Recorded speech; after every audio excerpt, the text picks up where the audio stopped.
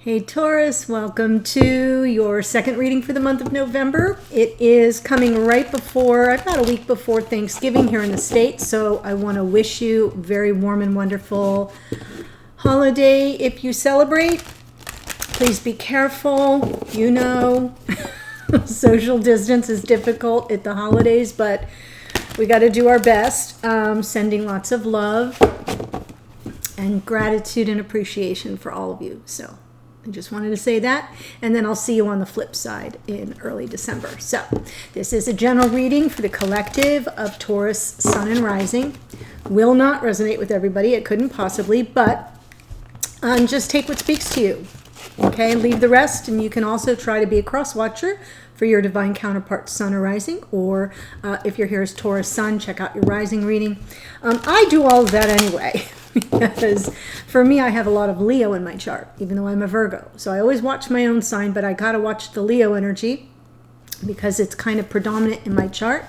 And a lot of times more helpful information comes through that way. So just, it's my little trick. Also, please feel free to join us in the Priestess Lounge. Sometimes I forget to mention it. If you scroll down in the description box, there's a link to join us there, private Facebook group. Would love to have your energy, your beautiful, warm energy there. So that's a standing invitation. I mention it every now and then. I am pulling two cards for you, Taurus, from, this is Soul Coaching Oracle. One for Divine Masculine, one for Divine Feminine, and always feel free to reverse the energies around. So you, Taurus, if you're here as Taurus, find yourself in the reading. Which side speaks to your experience, the other side is your divine counterpart. That's how it works. Masculine gets essence. In my essence, I am joy. In my essence, I am joy. Very beautiful, right? The essence of a flower is what actually makes us smile when we smell it. Okay, it's like they're pretty and all, but it's that fragrance. So at your essence, the core of who you are. Beautiful energy, by the way. Almost feels like masculine getting in touch with their feminine side, which is what we're all here to do. Is we're here to balance the masculine and feminine energies within. Feminine gets power. I am radiant, glorious. I am a radiant, glorious, powerful being. So this is you, dear feminine, embracing your more masculine nature, right? The power. But I love the word radiant, glorious, powerful being. Shooting for the stars. I love it. So essence and power. What an interesting combo here. One is a little bit more gentle and sensitive, and the other one is kapow. I like it.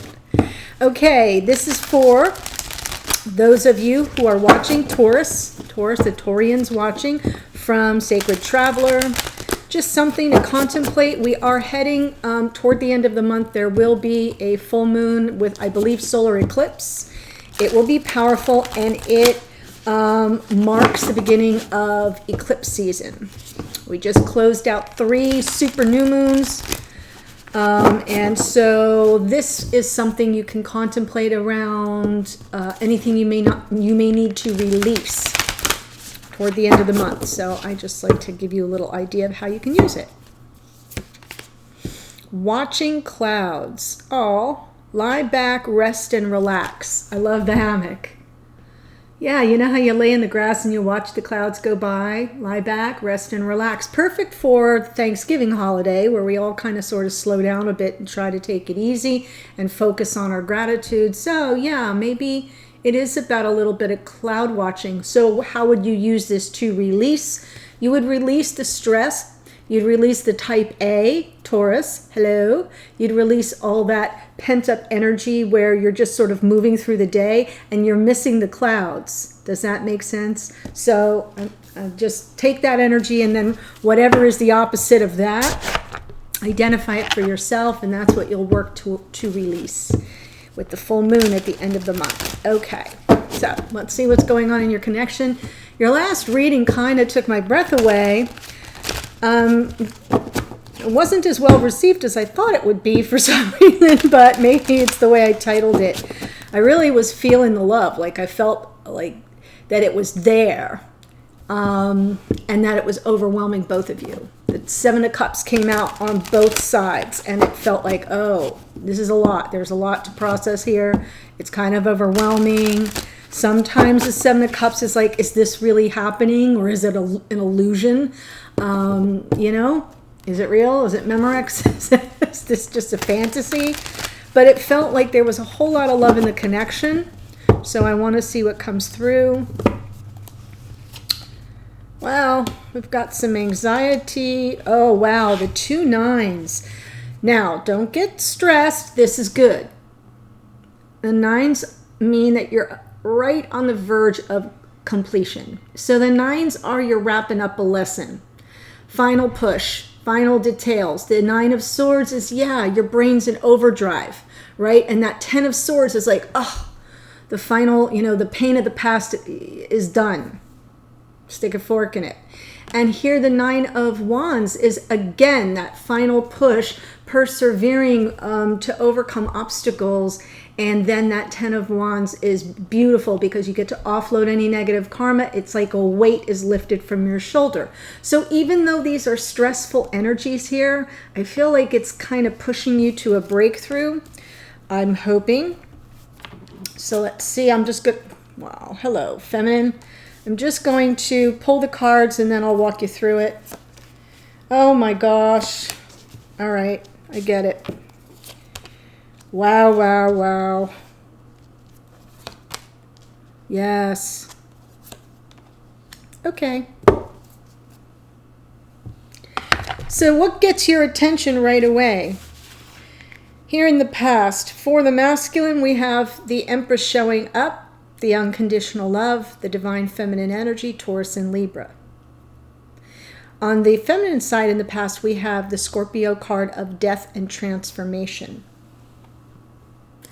That's a big deal. There's a big transformation that has begun. Recognition possibly of the divine feminine on the part of this masculine, unless you flipped it around. But here's part of it. Some of the anxiety being brought about includes the choice, the lovers. The lovers comes in, Gemini energy here, as a way to sort of say, yeah, what are you going to do about this? What choice will you make? It is choosing the union of the souls, of the soulmate, of the twin, but it's also a choice of coming home to self. And what do you have to leave behind in order to do that? And then in the future, there it is, 5 of Cups. This focus on regrets of the past. Do you keep focusing on the past and miss other opportunities? Or, you know what I'm saying? Or do you turn around and see that right there is the 2 of Cups? It's a fair question. Feminine, yeah, the present energy here, this 8 of Swords is their present experience. Feeling a bit stuck, overthinking things. It's kind of feeling like you might have a little bit of mirrored energy here with the 8 and 9 of Swords. They have a different flavor. One is almost a little intrusive thoughts, right? A little obsessive. And this one is more like just not wanting to drop down into the heart chakra, right? The best step forward for this person is into a puddle. In tarot, that water represents our feelings and our emotions. And she's not really stuck, but, you know, she's kind of not moving because she's in the realm of thought and trying to think it all through. And sometimes that overthinking has us feeling very trapped and stuck. But that will all be cleared up. Feminine's going to have some questions in the future. Queen of Swords can represent Gemini, Libra, Aquarian energy, but in the absence of any astrological association for you, Taurus, this is the truth seeker, truth teller card. And that may be the moment where masculine's like, we got to dredge this all up. And there may be something that has to be solved, settled, or at least cleared with regard to some truth. So that makes sense. It's looking like a pretty normal reading, like an everyday, except the masculines had some major shifts here.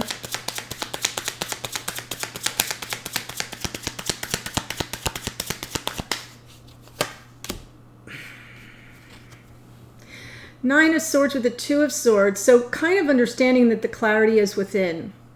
and maybe trying to quiet the noise as they make this important decision. That's what's racking their brain, keeping them up at night. So we have, interestingly, a Two of Swords with this Lover's card, both cards of choice. Both are cards of choice. And it is very difficult. Wow. Three of Wands. What is this masculine manifesting? Ships coming in. Sure. Hello, past life soulmate. Six of Cups. Yes. So what I love about this, I'm smiling already because I remember when it came out in your last reading and I was just like, it came out on the feminine side, so I'm so happy to see it here. Six of Cups, past life soulmate, somebody from your past, your youth, depending on your age, right? I'm almost 60. To me, anyone in my late 20s, early 30s feels like my youth. So, you know, govern yourselves accordingly. But this is somebody that's been in the picture for a long time. It's underneath, guys. When I pull from under the deck, it's sort of the subconscious. But it drives behavior. It's what motivates us. You know, when you do something and you're like, what? Why am I doing this? Or why do I keep doing this? This is why. It's the energy underneath. So this masculine really calling in that Three of Wands with the Six of Cups, calling in the past life soulmate and knowing that a decision needs to be made. And they're, you know, it's heavy material. It's more than food for thought. Wow. Empress in the past. Beautiful divine feminine energy, unconditional love, yes, with the Queen of Cups. This is the keeper of this masculine's heart for sure. The Queen of Cups is sensitive and caring and emotional. Both these cards are high vibration, unconditional love. The Empress is more like the empath. Okay, the Empress being the nurturer. I meant to say the Empress is more the nurturer. The Queen of Cups is more the empath. So together, it's a powerful combination. And I feel that this masculine felt, I'm saying feels, but felt in the past, a recognition of the feminine and felt very comforted by that. Yes, it brought in this energy of balance and stability. Six of Pentacles is also equal give and take, something that's beneficial to both parties. So I think they felt it as something very positive and balanced in the here and now. Yeah, and what they wanted, something that they wanted. King of Wands, I think that came out in your last reading too. King of Wands, Aries, Leo, Sag, emphasis on Leo, but it's about, I know what I want. I'm in my power. I'm going to go for it. So very strong personality types. You know, in the absence of a fire sign, which could be anywhere in the chart, it just represents an attitude and air of confidence. And these are people with big personalities.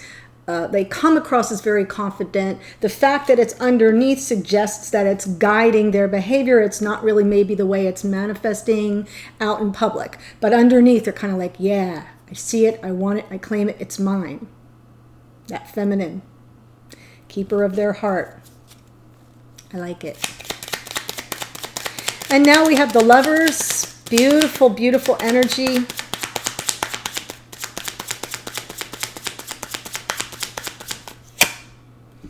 Seven of Wands. They're resisting the choice. Oh boy. It can be resistance or defensive. Oh, interesting. Six of wow, Six of Swords. That paints an interesting picture.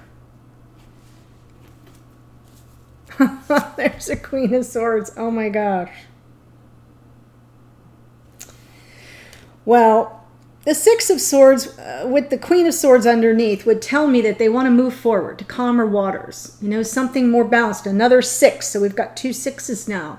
Smooth sailing here, right? Getting beyond the turbulence and the chaos and moving to calmer waters with this Queen of Swords. But they're hesitating. They're a little defensive about this. Okay, I'm just going to call it. It feels like a very normal human emotion of, yeah, I really want to get beyond this point.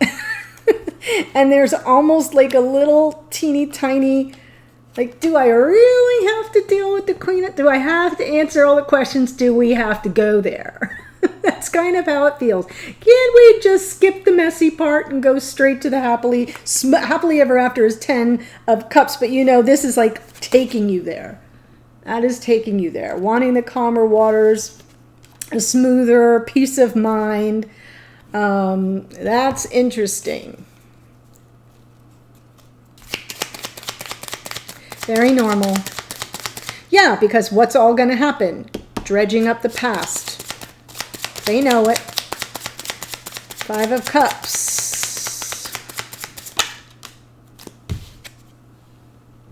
Forgiveness and second chances. Answering the call of the past life soulmate. Twin flame energy right here. Another Scorpio card. So, yep, this is what will come of it all. Masculine's in this like resistant energy. But once they get there, they will answer the call. Forgiveness is on the menu, and I feel like they'll feel very liberated. Second chance at life, love, happiness. Wow. That's beautiful. And I'm going to take the Knight of Wands. It's underneath. I feel what's motivating them is they do want to return, reclaim. It's a reclaiming energy, Knight of Wands, Sagittarian energy. Now, this is someone who often comes back, you know, returns from the past, and sometimes they repeat old patterns. They don't really come in with a plan. So they sort of flame out. Impulsive. Just think like, oh, I really want this to happen, and you don't think it through and you just take action. It is romantic and passionate, but sometimes it lacks staying power. I like that it's underneath, though. I like that it's underneath because it's sort of like, yeah, I really want to return, but I know I have to sort of do it. It feels like I'm seeing like life review here. 5 of Cups with that Judgment card feels like a little bit of life review in real time. 9 of Wands. Right now for this feminine, that's their energy. Trying to summon up the power.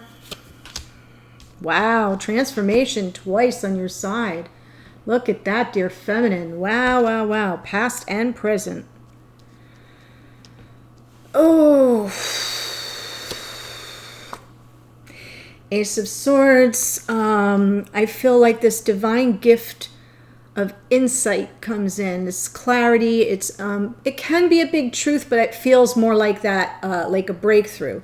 The transformation brings in this breakthrough, and that's why you're being asked to not give up. Keep pushing forward, because something big is on the horizon for you. It's being gifted.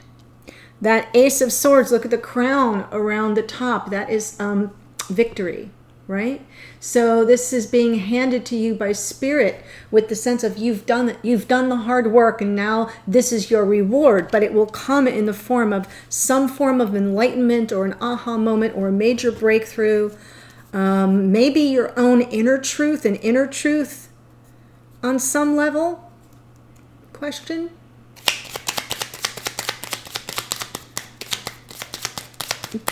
Death card in the past, so we know this transformation has been going on for a while. It can feel like Dark Night of the Soul. Wow. Ooh, reconciliation, another 6. So the balance here, this reconciliation card, the 6 of Wands, transformation with the 6 of Wands, and I'm referring over to the side because they're connected, right? So I almost feel as if this feminine felt vindicated. And that energy is transformational. It kind of turned everything on its head, right? However this feminine was looking at things before, it's been flipped on its head. That's part of what happened in the past. That could be recent. It could be going on for years. I don't know your story. But this 6 coming back, vindicated, right? Coming back victorious. No blood was shed. No lives were lost despite this death card. Win-win, peace among our kingdoms kind of energy here. But it's more victory. It's triumphant. And it feels like vindication. after a long struggle. Oh my gosh, yes, underneath this little Page of Cups, message of love or apology, was possibly what was motivating this feminine to kind of keep moving forward with reconciliation. Like maybe I'll get that message, or maybe I'll offer that message, however that fits into your particular situation or storyline. And now we've got this stuck energy. Uh-oh. I think you're playing off each other. There's a little bit of defensiveness here that might have this feminine feeling stuck. Yeah. Some shadow energy. Devil, Capricorn here. Maybe feeling trapped in old patterns of the past. I only say that because I've got the transformation twice, trying to sort of, you know, move out some old energy. Something has to die off so that a new pattern, a new cycle can begin. And I feel like this feminine feels very stuck in old toxic patterns of the past and really wants a new path. Yep. Doesn't know how to take that first step to the new path. Struggling with some possibly karmic toxic energy, karmic energy. But wanting, that's that Aquarian energy, the Fool, is a brand new day, choosing a new path right there. But not feeling like you can take that leap. Right? Because of all your apprehension, all your insecurities are being triggered. So for some of you, this trapped energy, this 8 with the 8 of Swords with the Devil, is your own shadow side, is your own, you know, like, you know how sometimes our ego wants us to be safe. So it keeps us playing small. It does not like change. That's your ego talking though. Your soul knows better. Your soul knows this is where you're headed. Your ego's like, yeah, I don't think so. So it could be for some of you your own shadow work and your own feeling trapped in the face of all this transformation. It's coming on very heavily. So for some of you, that may be your form of resistance. You want to take the leap. You're looking forward to the new path, but your fears are getting the better of you. Your insecurities are grabbing you by the ankles and pulling you back down. So that is something to focus on. That's your own work, something you need to focus on. And look what's here. The Wheel of Fortune. So the wheel underneath with this moon is to some degree in your subconscious energy, you're kind of feeling like, well, maybe this is just fate. I'll let fate decide. Do I stay in the patterns that I'm in, or do I leap for the new path? So that could be happening there. I feel that the same thing's sort of happening with the masculine, because their Fool is that 6 of Swords. And their 8 of Swords is the 7 of Wands. It's just a slightly different energy. They're doing it more in terms of resistance and pushback and defensiveness. And the feminine here is just like not moving and feeling very much tied to old ways of being. Queen of Swords.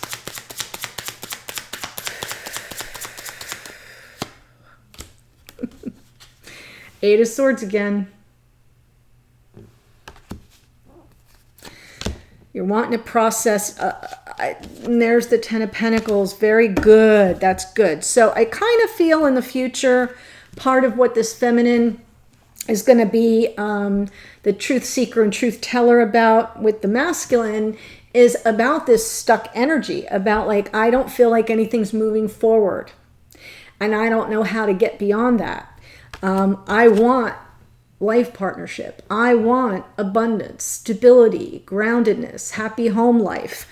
I don't know how to get there. So I almost feel like the truth seeking and the truth telling is going to be about that topic, and the stuck energy, the feminine not knowing how to make it happen, being in the realm of thought, not knowing what the next best step is.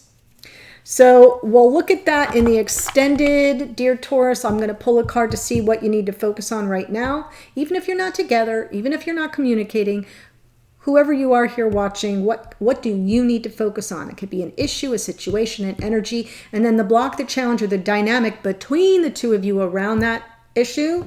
And then what can you do about it, or what can you expect to come of it, depending on the card that comes out. I'll clarify all of that. It's like taking all of this and boilerplating it down to some real focused energy. Then your messages to and from each other. What do you want to say to each other energetically, right? And then one card for you, Taurus, from your higher self, spirit of the universe. We'll see what messages of advice your spiritual team has to offer, and then what can you expect for the whole connection going forward, and in what time frame. If timing's a factor, it would show up there. We already have the wheel, but it's kind of hiding there underneath, so let's see if we can get a hit on timing. The link to the extended is in the first or second sentence in the description box below.